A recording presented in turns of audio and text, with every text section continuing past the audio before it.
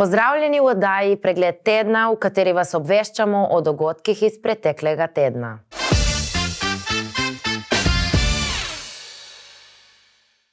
Nadzorni svet Luke Koper je potrdil mandat 2 novim članom uprave Luke Koper. A ni potekalo vse gladko. Pri Gorazdu Jamniku je namreč odločal dvojni glas predsednika nadzornega sveta. Uprava Luke Koper je ponovno 4-članska. Do sedaj je namreč po odstopu Boštjana Napasta, ko je krmilo prevzela Nevenka Kržan, uprava delovala v okrnjeni postavi. Poleg predsednice je upravi sedel le še delovski direktor Vojko Rotar, ki je bil na svoj drugi mandat imenovan februarja letos. Nova člana uprave bosta s 1. januarjem 2024 postala dolgoletni vodja terminala za avtomobile in ro-ro Gregor Belič ter regionalni menedžer v zavarovalnici Triglav za Hrvaško, Bosno in Hercegovino ter Severno Makedonijo Gorazd Jamnik. Prav pri slednjem je bil izid glasovanja najbolj tesen, saj je za njegovo imenovanje bil odločilen dvojni glas predsednika nadzornega sveta Mirka Bandlja.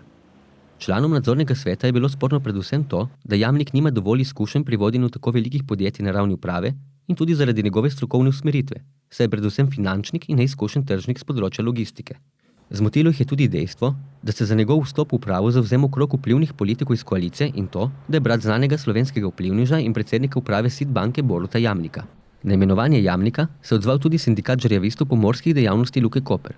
V odzivu so zapisali: Postopek izbire in imenovanja 2 novih članov uprave ni potekal brez zapletov. Pri tem so naši delavski nadzorniki zaznali poskus vpliva omrežij iz ozadja na državne nadzornike z namenom imenovanja 2 očitno nastavljenih kandidatov z vprašljivimi pogoji za izpolnjevanje kriterijev za člana uprave Luke Koper. Ob intenzivnem zavzemanju naših delavskih nadzornikov je uspeh teh omrežij bil le polovičen, imenovan je samo Gorazd Jamnik. V sindikatu žerjavistov pomorskih dejavnosti Luke Koper zato napovedujemo budno spremljanje vsakega koraka omrežja družine Jamnik v Luki Koper, ki je tudi v naših krajih znan kot grobar številnih podjetij in dejavnosti. Sicer se je od nastopa prve vlade Janeza Janše in izsiljenem odstopu Bruna Koreliča na čelu Luke Koper zvrstilo 10 predsednikov uprav. V povprečju vsak vlado po 21 mesecev.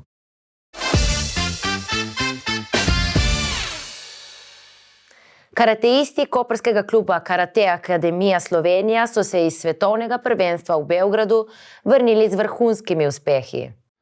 V Beogradu je konec preteklega meseca potekalo Fudokan svetovno prvenstvo. Udeležilo se ga je 8 tekmovalk in tekmovalcev iz koprskega karate kluba Karate Akademija Slovenija.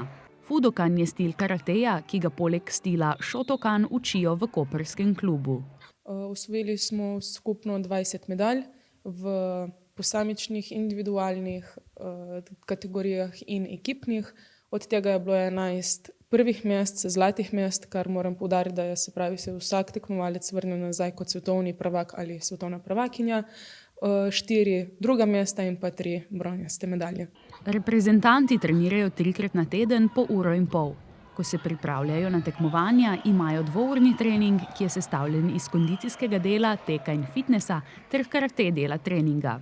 Ob sobotah imajo velikokrat priprave, udeležujejo pa se tudi skupnih priprav v Mariboru.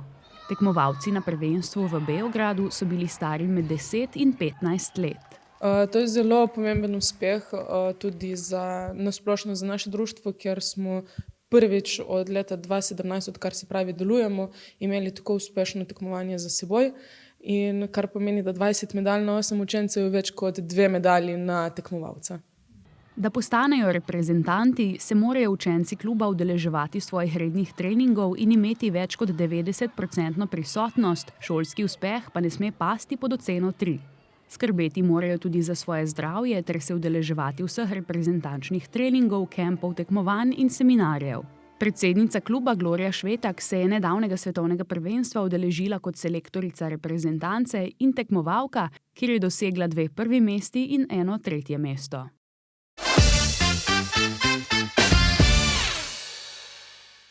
V nadaljevanju predvajamo audio verzijo članka Grafist je izgubil tožbo proti Megafonu.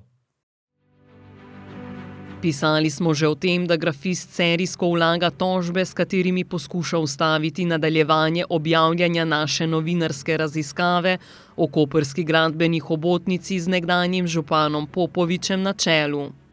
Pred nekaj dnevi je okrožno sodišče v Kopru izdalo kar 29 strani obsežno prvostopenjsko sodbo, s katero je pritrdilo našim objavam o koruptivnosti in netransparentnosti določenih nepremičninskih poslov med mestno občino Koper iz časov županovanja Borisa Popoviča in družbo Grafist.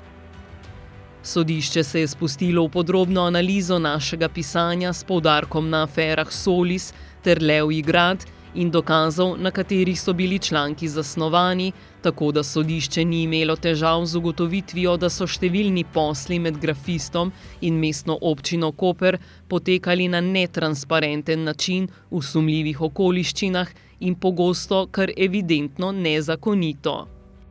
Sodišča prav tako niso prepričale navedbe Grafista, da ni izkoriščal vplivov v povezavi z mestno občino Koper in takratnim županom Popovičem, ko je v sumljivih okoliščinah pridobival občinska zemljišča v svojo last.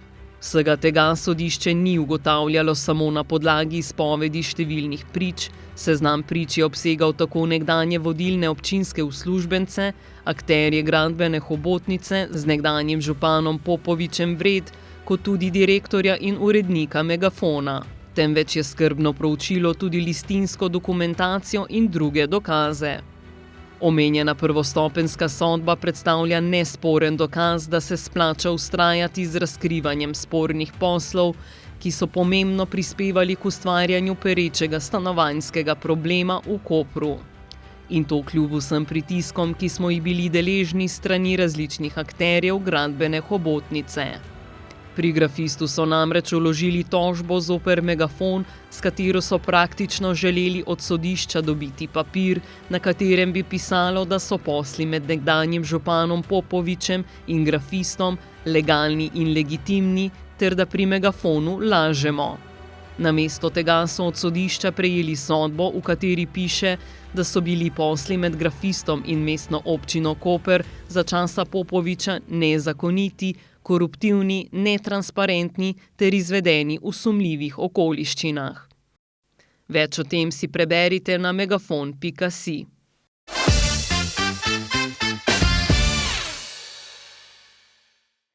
Pod viaduktom Črnikav je že videti začetke gradnje vstopne informacijske točke za raziskovanje kraškega roba in zelenega podeželja. Namenjena bo turistom in ostalim obiskovalcem, ki prihajajo odkrivati kraški rob in njegovo okolico. Koprska občina pod viaduktom Črnikal gradi vstopno točko za raziskovanje kraškega roba in zelenega podeželja. Slednja bi turistom, ki prihajajo na kraški rob in v njegovo okolico, zaradi plezanja, kolesarjenja, pohodništva, kulinarike in narave na enem mestu nudila informacije o značilnostih te pokrajine in o ponudbi v okolici. Sedaj poteka izgradnja, dela potekajo po načrtih, tako da trenutno se ureja še notranji prostori, potem bo potrebna oprema z stavbnim pohištvom, ureditev strehe in potem vse ostale okolice, tako da smo zadovoljni, da poteka tako, kot mora. Iz koprske občine sporočajo, da je celoten projekt vreden 585 tisoč evrov, pri tem pa bodo 350 tisoč evrov pridobili iz nepovratnih sredstev. Napovedujejo, da naj bi bila gradbena dela zaključena predvidoma marca prihodnje leto. Temu bo sledilo še pridobivanje uporabnega dovoljenja, na kar bo nova pridobitev v zaledju zaključena. Prve obiskovalce pričakujejo v mesecu juniju. Torej, noter bo razstavna točka za celotno območje kraškega roba, predstavljeni bojo turistični ponudniki, naravne znamenitosti na tem področju, hkrati bo tudi multimedijska predstavitev, tudi izgradnje drugega tira in potem pa še ostalo okoli same točke. Ideja o informacijski točki za turiste na tem področju pa sega že v leto 2016, ko so jo v svetu krajevne skupnosti Črnikav zasnovali zdaj člani lokalne podeželsko-kmetijsko-turistične zadruge Bržanija in ostali domačini. Že leta 2016 je ta ideja infotočke, tržnice, parkirišča za avtodome zrasla na ideji domačinov. Obravnavala se je v svetu krajevne skupnosti Črnikal in tam je tudi so začele nastajati te idejne zasnove, kaj bo tukaj zraslo. Zdaj, tako kot je že pač predsednik povedal, nam se ne zdi prav, da bi s tem upravljali v Kopru, ampak je bilo to izrecno ideja in namenjeno, da bo to v pristojnosti nas domačinov. Da se da tudi priložnost, da domačini prodajajo svoje sadje, zelenjavo na tržnici, ki je organizirana, ki ima vse zagotovljeno, ne pa tako ob cesti, kakor se je do sedaj delalo, pa se je pač zagradilo, so ograje postavljene, da bi imeli domačini možnost svoje pridelke, kmeti svoje pridelke ponuditi na nekem organiziran način, na nekem lepem, urejenem okolju. Z odločitvijo občine glede vodenja vstopne točke se v zadrugi Bržanija ne strinjajo, saj so prepričani, da bi z vstopno točko morali upravljati oni, saj kot domačini najbolje poznajo svoje okolje in kaj je v njem primerno. Prav tako jim v svojih vrstah ne primanjkuje strokovnjakov in šolanih ljudi, podkovanih tako v turistični, ekonomski kot tudi pravni stroki. Domačini so edini pristojni za upravljati na območju, kjer so sami doma. Tisti, kjer tukaj stanujemo, najbolj vemo, kaj je prav in kaj ni prav za naše okolje. To je en splošen razlog. Drugi razlog je pa ta, da ima zadruga dovolj strokovnega kadra, da ima zadruga dovolj izšolanega kadra, da ima kadra, ki ima izjemne izkušnje v svojem delu in tako naprej. Tretja stvar je predvsem tudi ta, ker je zadruga apolitična organizacija, medtem kot zavod ni. In četrta stvar je ta, da zadrugo se lahko vključi vsakdo, torej bilo kdo, ki stanuje na našem območju ali tudi širše, ki ima nek interes, in s tem lahko skupaj z organi zadruge soupravlja s tem območjem. Tako in tako pa ne zavod, ne zadruga ne morejo upravljati neposredno s tem, ampak lahko imenujejo poslovodstvo ali pa upravo ali pa direktorja, ki bo s tem upravljal. Torej upravlja lahko fizična oseba. Ona dobi samo pristojnosti, da lahko nadzira oziroma izpelje postopke za tiste osebe, ki bodo tle neposredno delali. Zato je lahko zadruga naredi to brez problema. Jaz sem prepričan, da se bomo z mestno občino Koper dogovorili, da bo v skupnem interesu to tako za lokalno prebivalstvo kot za turizem in tiste, ki prihajajo na naše območje, koristno, da ohranimo našo kulturno dediščino, naše običaje, našo tradicijo. To je šišo ne more upravljati tam so z Kopra ali pa so z Ljubljane, mora upravljati oni, ki je leti doma. Ne? Jaz mislim tako in je bilo tudi namenjeno, da bo upravljali domačini. Nobeden drugi, da ne bo hodil. Ki na Bled ne hodimo, mi horimo upravljati in tako tudi leti. Ne? Tako mislimo mi, pa le ni naredijo, kar tjejo.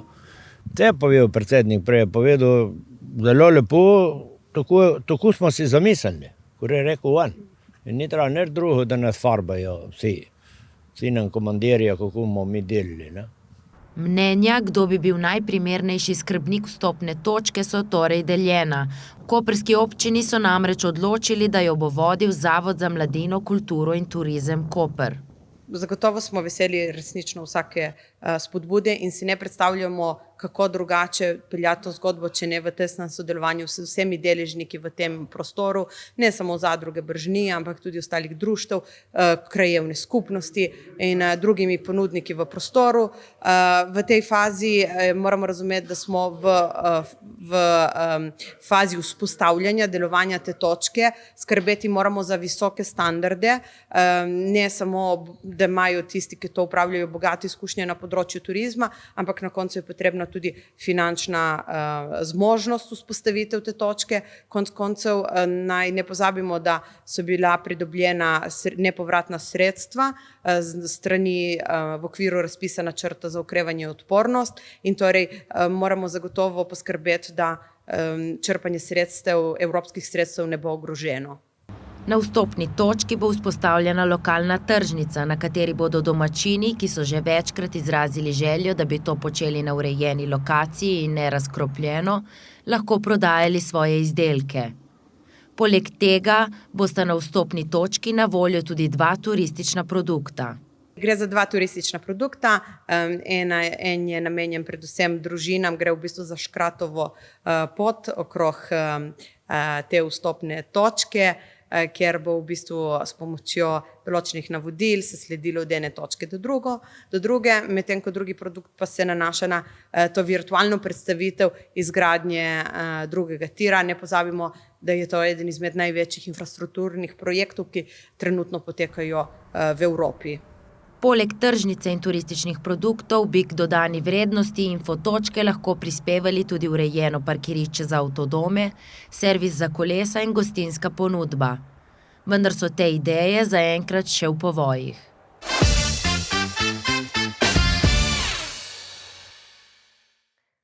Ta teden je v Portorožu potekala konferenca pogodbenih držav članic Barcelonske konference. Z letošnjim letom Slovenija prevzema predsedovanje konferenci.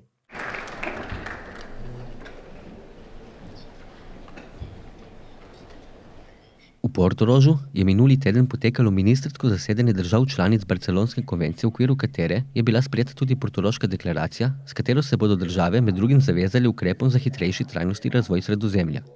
Včeraj je na konferenci nastopil tudi premier Robert Golob, ki je v uvodu povedal, da je Slovenija kot ena od vodilnih držav v prizadevanjih za zaščito morja in obal pripravljena na predsedovanje Barcelonski konvenciji v obdobju 2024-2025. Med uspehe konvencije je Golob izpostavil dogovor, na podlagi katerega je Mednarodna pomorska organizacija omejila izpuste žveplovega dioksida iz ladij v celotnem Sredozemlju. To odločitev je označil za zgodovinsko.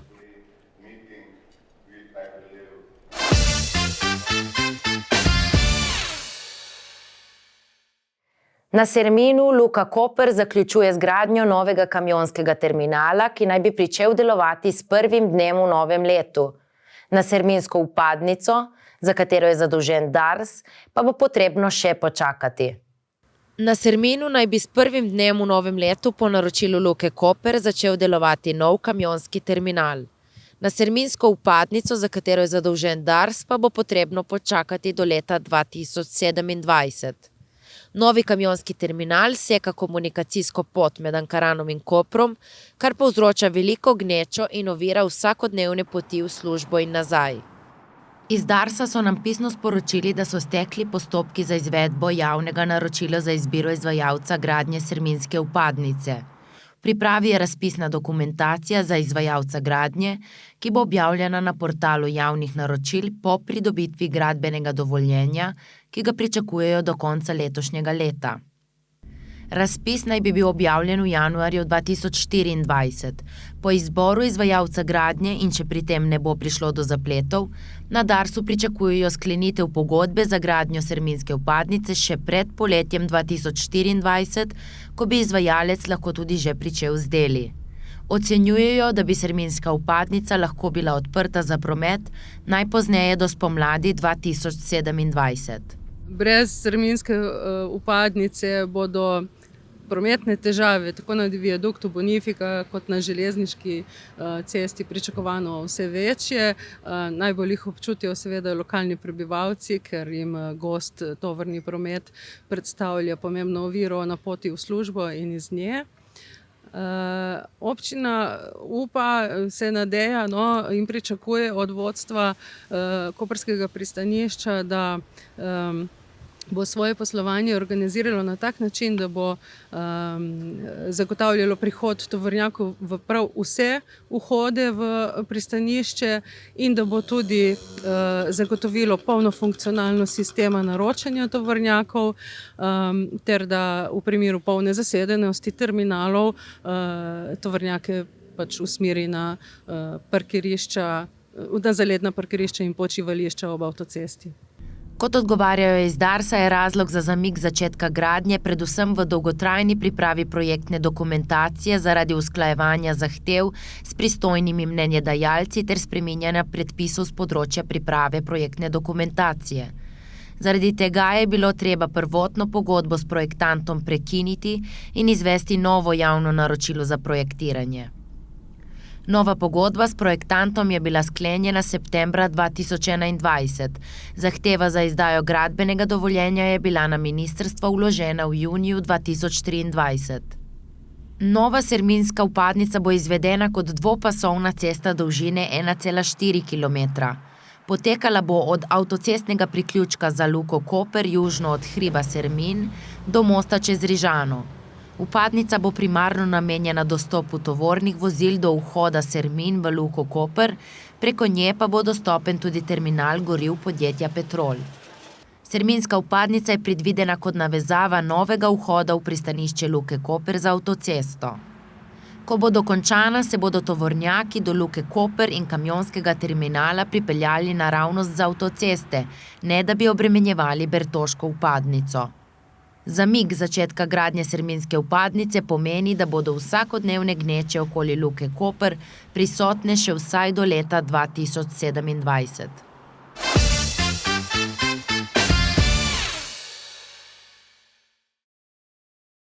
V sredo smo se udeležili marende s koperskim županom. Poglejmo, o čem smo govorili. Koperski župan Aleš Bržan je v sredo organiziral 4. marendo z županom, na kateri je s predstavnicami in predstavniki 7. sile v sproščenem in neformalnem vzdušju izmenjal poglede na minulo leto ter predstavil obete za naslednje. Predstavil je dogajanje v zvezi z iskanjem rešitev za zagotovitev trajne oskrbe obale s pitno vodo ter nekaj besed namenil tudi nameri občine, da s postavljanjem sončnih elektrarn na strehe javnih objektov poveča delež obnovljivih in trajnostnih virov električne energije v Kopru. Prva večja tovrstna elektrarna bo, kot kaže, na strehi parkirne hiše Sonce. Župan je v predstavitvi nameravanih naložb občine v infrastrukturo opozoril na izjemno podaljšanje rokov in cen projektiranja ter izvedbe gradbenih del, kar tako na občini kot drugod pripisujejo pospešeni popoplavni obnovi v s poplavami prizadetih koncih države. Bržan je ob tem pojasnil, da mestna občina Koper odlično sodeluje s sosednjimi občinami ter poudaril, da občasna razhajanja glede posamičnih zadev, na primer ločitvena bilanca za občino Ankaran ter zapleti okoli imenovanja nadzornikov komunalnega podjetja Marjetica, nikakor ne kazijo zglednih medobčinskih odnosov v slovenski Istri. Pojasnil je, da so veliko večino odprtih vprašanj s sosednjimi občinami, odkar je sam župan, rešili sporazumno.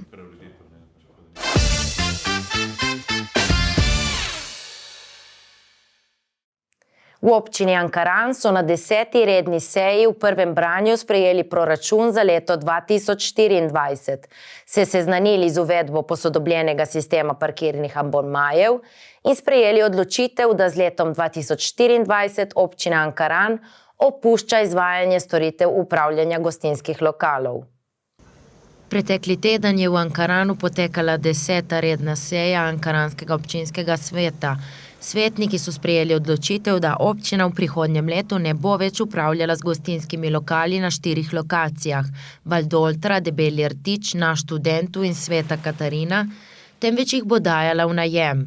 Vse podrobnosti o tem, na kakšen način, pod kakšnimi pogoji bo dajala v najem, še niso razdeljene, bodo po sprejemu proračuna in takrat bo možno tudi kaj več povedati. Poleg tega so svetniki sprejeli tudi proračun za leto 2024 v prvem branju. Torej tudi o proračuna še ne moremo v tem trenutku komentirati podrobneje, zato ker je bil sprejet šele v prvem branju na novembrski seji in se pričakuje, da bo na decembrski dokončno sprejet.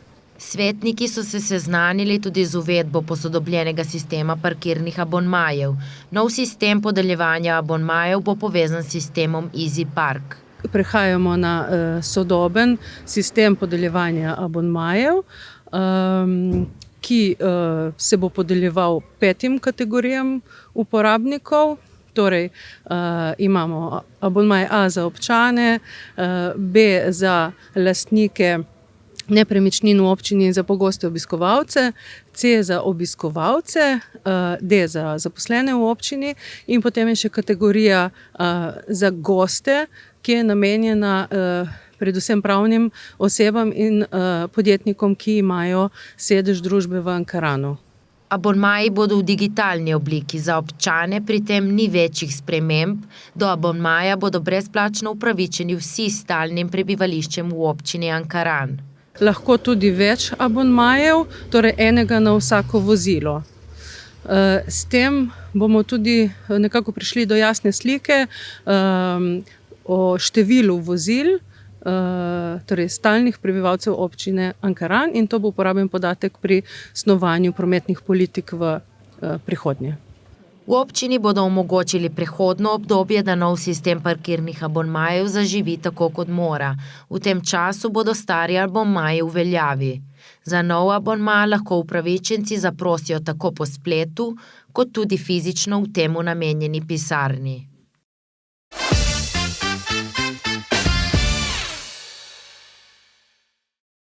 Že 15 let na obali poteka nogometni kamp, kjer se urijo mladi nogometaši in vratarji.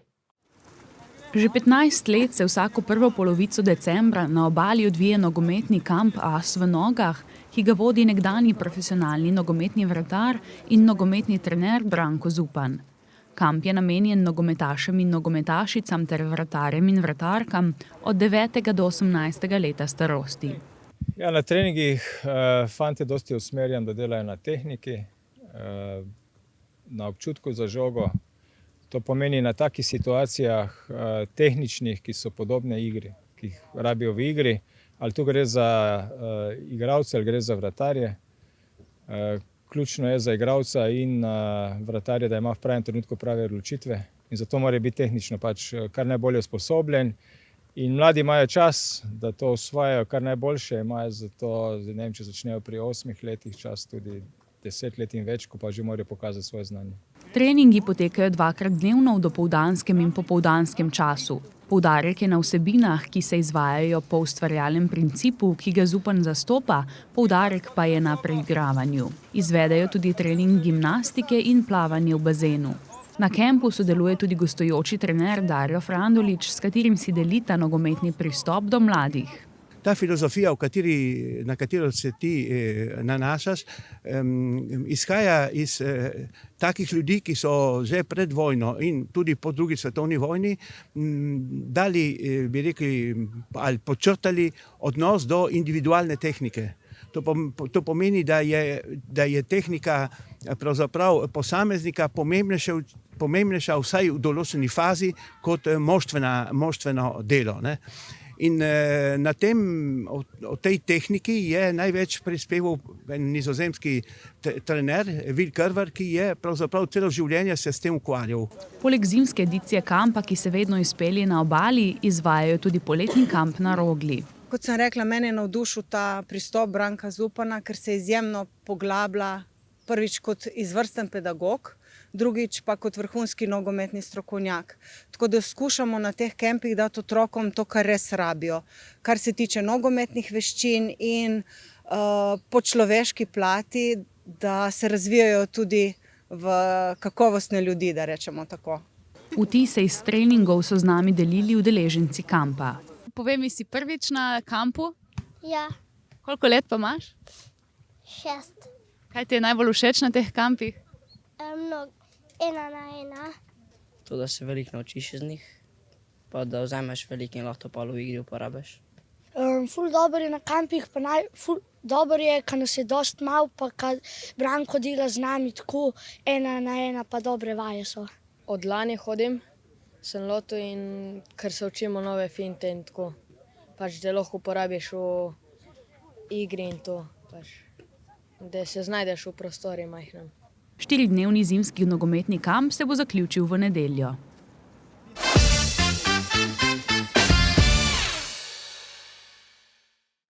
Preteklo soboto so v Kopru zasijale praznične lučke.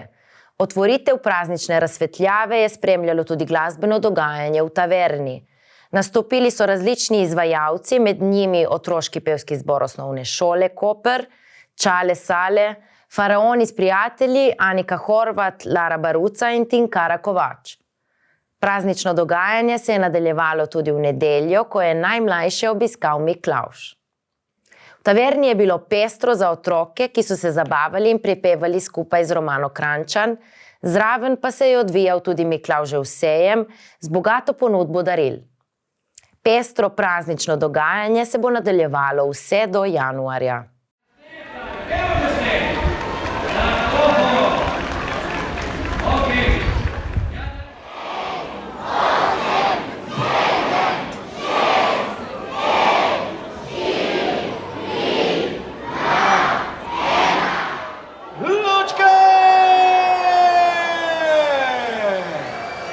Tako tudi Koper letos oblekel veselo decembrsko.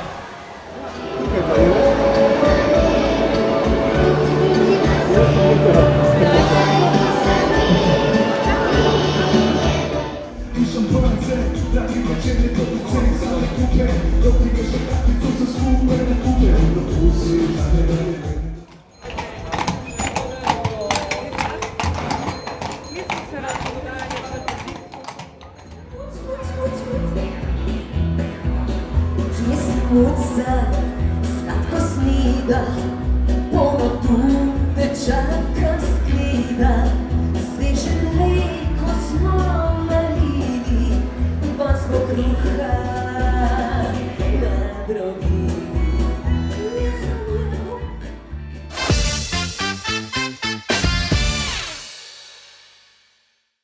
Prišla je zima in ljudje se pogosto odpravijo na morje, da bi se malo ogreli. Vendar je v zimskem času treba biti na cesti posebno pozoren. Ob sobotnem sneženju je na primorski avtocesti prišlo do tega dogodka. Na srečo nihče ni bil poškodovan. Poglejmo.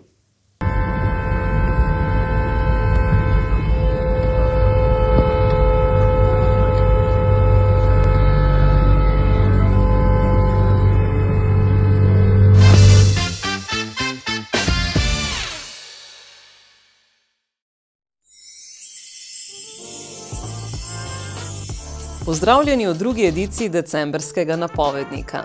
Kot predvideno se število dogodkov v tem mesecu iz tedna v teden stopnjuje. Ker si ne moremo privoščiti naštevati vseh, smo se v večini osredotočili na tiste, ki temeljijo na predstavitvi avtorskih del, vse ostale pa si lahko preberete v napovedniku na naši spletni strani www.megafon.si ali pa v najnovejši izdaji Megafon časopisa. Že jutri, 9. decembra, se jih vrsti cela paleta. Poleg Fantazime lahko v Kopru obiščete Miklavžev koncert pihalnega orkestra Marezige v dvorani svetega Frančiška Asiškega. Koncerta se bo udeležil tudi sam Miklavž. Pričetek ob 18. Kasneje ob 19:30 se bo v auditoriju Portorož odvil koncert Etienne s prijatelji. Tiene Huskič je lokalni pianist in pevec, ki se bo ta večer poklonil svojemu vzorniku Oliverju Dragojeviču. Na odru pa ga bodo spremljali prijatelji iz skupine Tempera Band, izolski Tri Big Band, Klapa San Lorenzo, vokalist Tadej Špeh ter slovenska legenda Oto Pestner. Ob 20. pa bo v koprskem gledališču ponovič oder zasedla predstava Romeo in Julija, v sodobni preobleki tokrat. In v režiji mlade in večkratne nagrajenke beograjske režiserke Sonje Petrovič. Gledališče Koper je predstavo pripravilo v koprodukciji z Narodnim gledališčem Republike Srpske iz Banja Luke. Če pa si želite ogledati nekaj za odtenek še sodobnejšega, se lahko isti večer ob 20. uri udeležite sodobno plesne predstave Free QNC v Kulturnem domu Izola. Predstavo pripravljajo plesalke plesnega studia Erato v sodelovanju z glasbenim producentom Luko Stepančičem, Lukasom, ki pa ga mnogi poznajo kot producenta nastopov svetovno znanega glasbenika Gramatika. Izpod njegovih prstov pa bo poskrbljeno tudi za vizualizacije. Poglejmo si kratek napovednik predstave.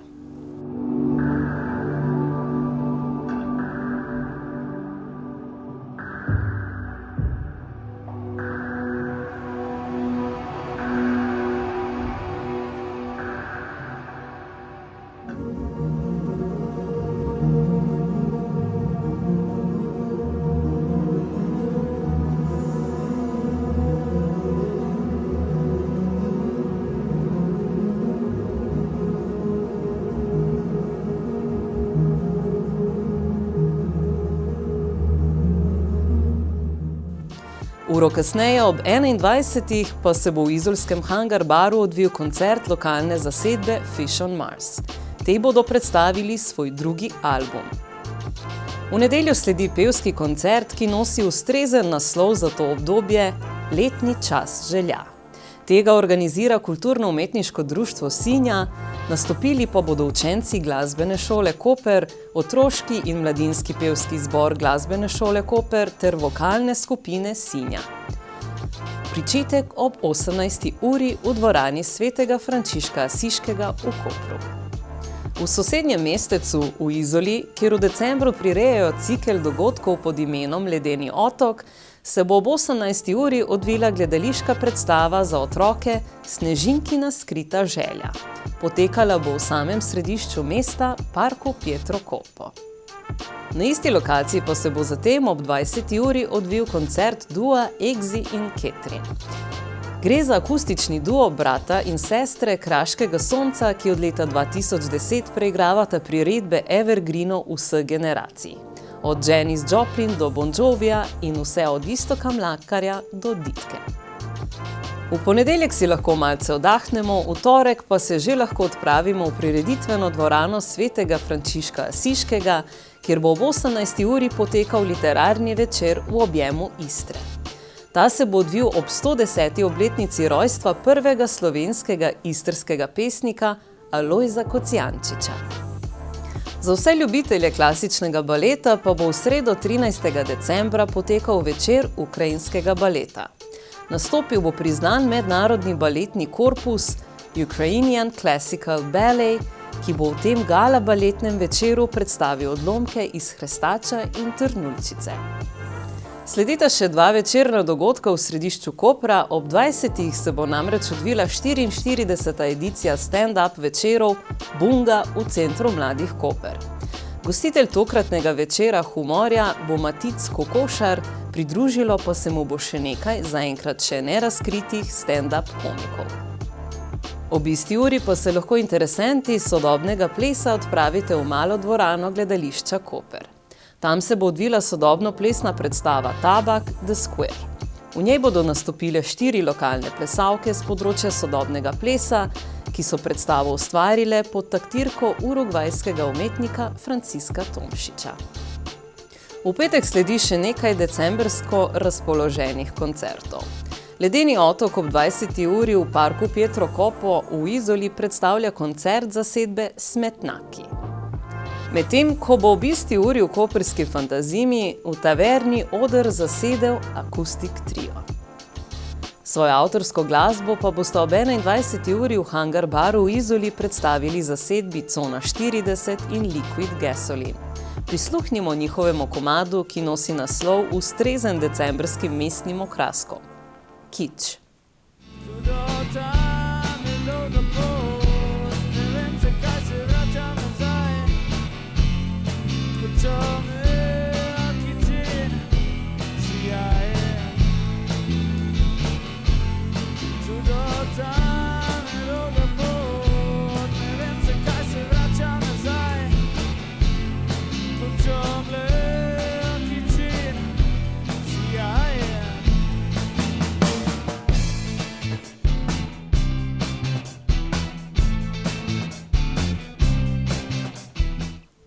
To je z naše strani vse.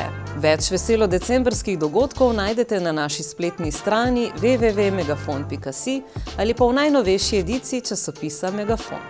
Do naslednjič.